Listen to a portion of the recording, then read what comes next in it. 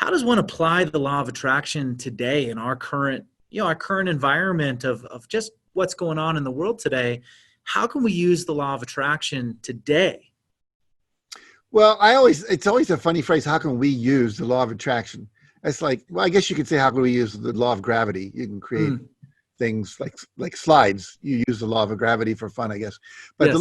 the law of attraction is working whether you think you're using it or not.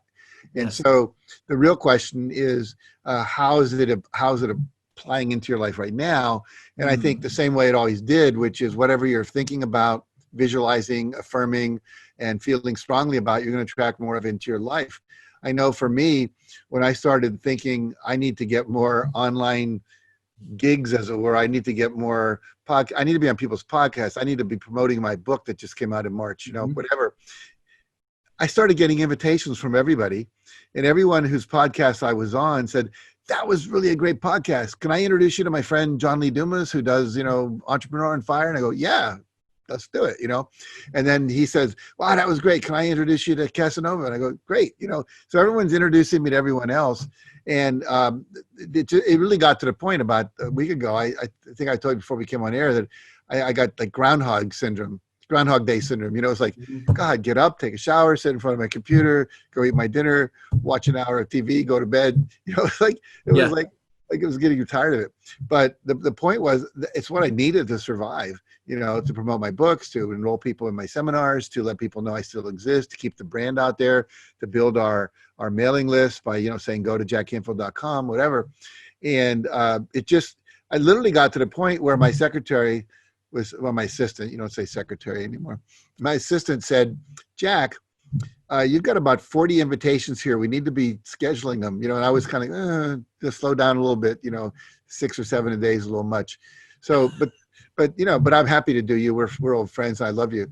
But the point being that law of attraction is working, and I wanted good food. And then this third person showed up, to a friend of ours that got, sheltered in place when we did. And she's been cooking for us and washing the dishes, going out and buying the food in exchange for not having to pay rent anywhere. And so for me, I would just say to everybody, do the things we know to do, which is make sure you have a clear vision of what you want, for starters. This is something very interesting. I saw an interview with a nurse who was working with cancer patients. And what she said was, it was a cancer support group. She said, the people, I would ask them, what is your goal that you're going to do? What are you going to do after if you get into remission? What's your vision of your life after cancer? And she said, if they told me a clear, specific, compelling vision for what they wanted to do when they were healthy again, they lived. And if they didn't, like if they said, well, I might spend some time with my grandkids, I don't know. Most of those did not survive. And so what she was saying, and I think it's true, is if you don't have a positive image of your future, a positive expectation of what it's going to look like, as opposed to what a lot of people did in the beginning, I think people are coming out of it, which was to go, oh my God, my business is going to go out of, I'm losing all my money. What if I don't get this payroll protection money? What if I can't pivot people here?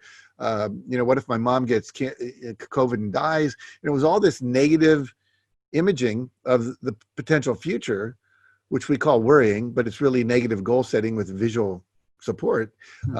What you want to do is create the opposite.